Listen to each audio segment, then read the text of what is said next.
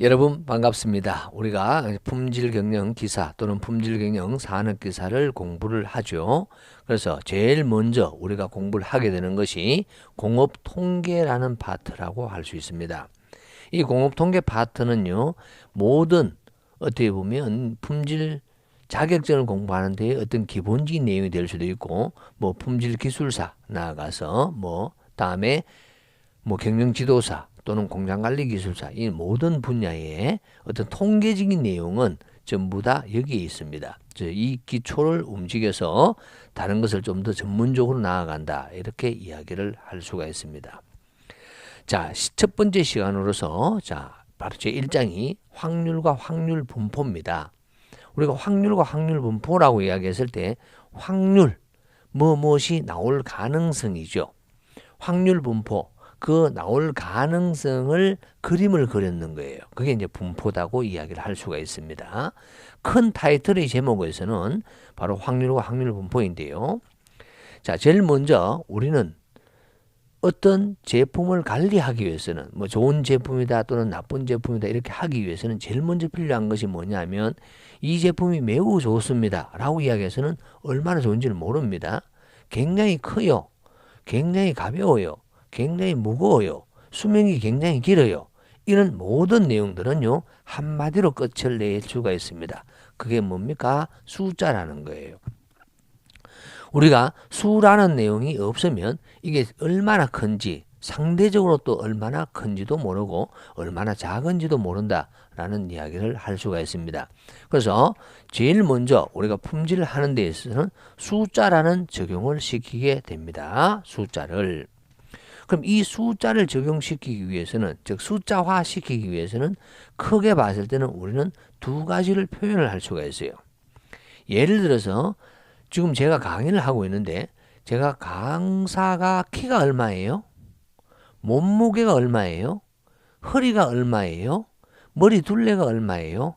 이렇게 해서 측정을 해서 숫자를 나타낼 수 있는 것. 우리 제품으로 갔을 때는 강도가 얼마예요? 수명이 얼마예요? 두께가 얼마예요? 길이가 얼마예요? 이런 내용이 될 수 있겠죠. 측정을 하는 값을 우리는 뭐라고 이야기하느냐면, 계산을 하긴 하는데 양을 계산을 했어요. 그래서 계량치라고 이야기하게 되고, 계량치라는 말은 다른 말로 계량값이라고 이야기를 할 수가 있겠습니다. 값지자니까 거죠. 그래서 측정하는 것이고 되겠고요. 측정하는 것이 아니고 단지 측정의 개념입니다만 헤아리는 것이 있을 수가 있습니다. 예를 들어서 당신이 제품을 만들었는데 부적합품, 이런 불량품인데 지금은 부적합품이라는 용어를 사용하게 됩니다. 야가 몇 개 있습니까? 100개 중에서 몇 개 있어요? 이렇게 이야기할 수 있겠죠. 또는 프로테이지는 얼마예요? 3%예요. 숫자로는 몇 개예요? 3개예요. 이렇게 이야기할 수 있는데, 이런 것을 우리는 뭐라고 하느냐? 개수값이라고 할 수 있습니다. 그래서 개수치 또는 개수값이라고 할 수가 있겠죠. 자, 그러면 이 개수값에는 정확하게 하게 되면 두 가지가 있습니다. 방금 전에 이야기했다시피 실제 내가 만들었는데 거기에서 적합하지 못한 제품이 총 몇 개 있습니까? 만든 걸 너무 많이 만들어서 3,500개가 이렇게 만들었는데요, 거기서 3개 있던가? 이런 이야기를 할 수 있습니다. 그러면 이게 3,500개 중에서 3개, 그러면 5,000개 만들면 몇 개예요? 몰라? 이러면 곤란하지 않습니까? 그래서 우리는 여기서 무엇을 이야기하느냐? 부적합한 개수가 몇 개냐라기보다도요, 부적합품이라고 할 수 있는데, 이 부적합품이 몇 개냐가 아니고 부적합품률이 얼마예요? 라고 이야기하면 3,500분의 3이라고 이야기할 수 있겠죠. 그래서 부적합품률이라는 용어를 더 많이 사용합니다. 물론 우리는 여기서 부적합품 수를 사용할 수도 있습니다. 부적합품 수. 부적합품률이든 부적합품 수라는 이야기를 할 수가 있을 거예요. 이걸 꼭 문자로 써드리면, 부적합품률이라고 하면 문자로 대문자 P를 씁니다. 부적합품 수는 이번에 뽑았는데 몇 개야? 라고 하면 X개라고 이야기를 할 수 있겠죠. X개가 뽑혔다 라고 이야기를 할 것이고, 나중에 가게 되면요, 그러면 부적합품률이 예를 들어서 부적합품률이 만약에 여러분 0.03이라고 가정합시다. 그럼 100개 중에 한 3개 정도 있다는 건데요. 어떻게 알았죠? 방금 전에 3개라는 것이 바로 100개 중에서 내가 100개를 만들었다 하면 거기에서 몇 개요? 0.03개가 있으므로 NP가 되겠습니다. 그래서 이것을 부적합품 수를 실제 나온 것은 그냥 X라고 하겠습니다만은 이것을 문자로 쓰게 되면 부적합품 수는 바로 NP라는 용어를 또 사용할 수도 있을 거예요. 자, 나중에 다룰 것이고요. 자, 계속 넘어가겠습니다. 다음에 부적합품률이나 부적합품 수가 아닌 다른 것은 어떤 것이 있을까요? 예. 우리 회사에는요, 고객사로부터 전화가 불만적인 전화 또는 뭐 고맙습니다라는 어떤 좋은 전화 뭐 이런 내용들이 많이 나올 수가 있을 거예요. 그럼 그게 얼마나 있어요? 라는 겁니다. 그것을 우리는 뭐라고 하냐면 부적합 전화가 몇 통 왔어요? 라는 거죠. 야를 부적합수라고 하게 됩니다. 부적합수. 부적합수. 품자가 빠져요. 전화, 즉 반대가 없는 거예요. 무슨 반대가 무슨 말이에요? 이런 생각을 할 수 있는데 야 같은 경우는 부적합품률 같은 경우는 부적합품이 나올 확률이 P예요.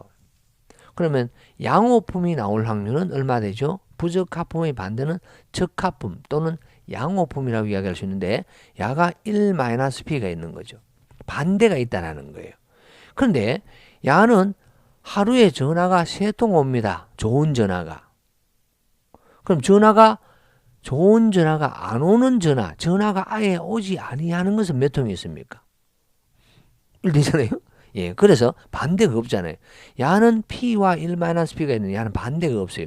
이런 경우를 우리는 한마디로 부적합수라고 하는데 그러면 어떤 것이 있을 수 있느냐? 우리 공장의 사고 건수. 어떤 뭔가를 만들었는데 예를 들어서 이런 흰 종이를 만들었는데 칠판을 만드는데 여기에 결점이 몇 군데 있다.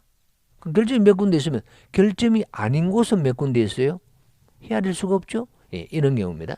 이런 경우에 하나의 용어가 바로 부적합수가 되고 그러면 그게 아니고 지금처럼 부적합품률처럼 율로는 못 나타냅니까? 나타낼 수 있습니다.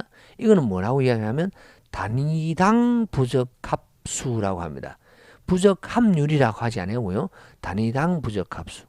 그래서 일반적으로 사용하는 건 이렇게 됩니다. 하여튼 요 정도예요.